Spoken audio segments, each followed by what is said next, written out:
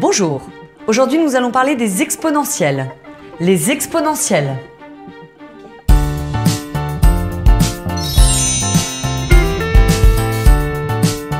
Aujourd'hui nous allons parler de la fonction exponentielle et plus précisément des équations et des inéquations dans la fonction exponentielle. Je m'explique. Si par exemple je vous dis e de a égale e de b, qu'est-ce que ça nous donne? Ça nous donne a égale b. Ça c'est ce qu'on a dans nos cours, dans nos livres. Maintenant, comment on utilise cette propriété? Alors, prenons un exemple.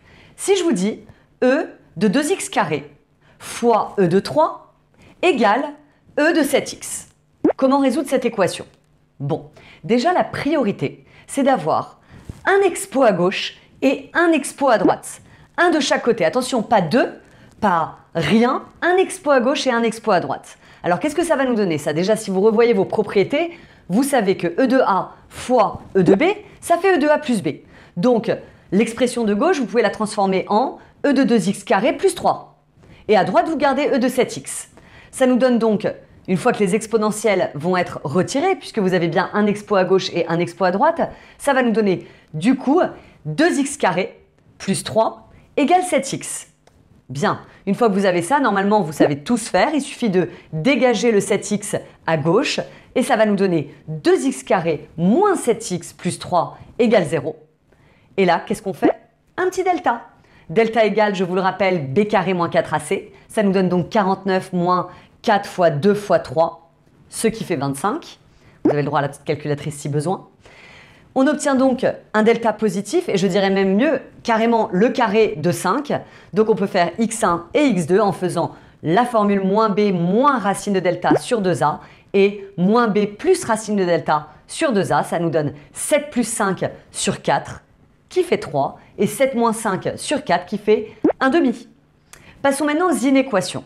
Si vous avez e de a inférieur à e de b, cela nous donne a inférieur à b.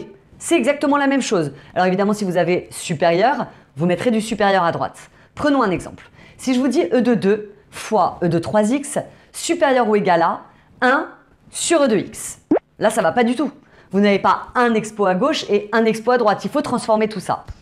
Bien. e de 2 fois e de 3x, vous savez que ça fait e de 2 plus 3x. Pour la gauche, on est bon.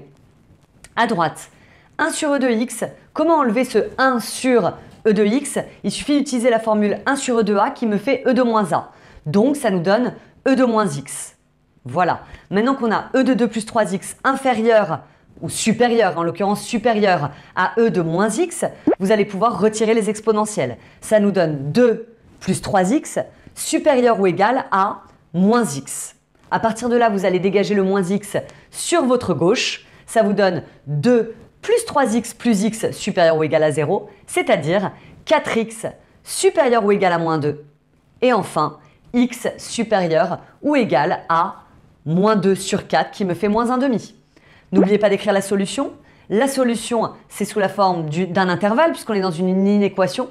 Donc s égale moins 1 demi jusqu'à plus infini. Crochet fermé pour le moins 1 demi puisque c'est supérieur ou égal. Et évidemment, crochet ouvert pour plus infini, comme d'habitude.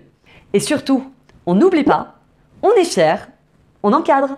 Allez, à vous de jouer maintenant. Si je vous dis e de 4x fois e de 5 égale 1,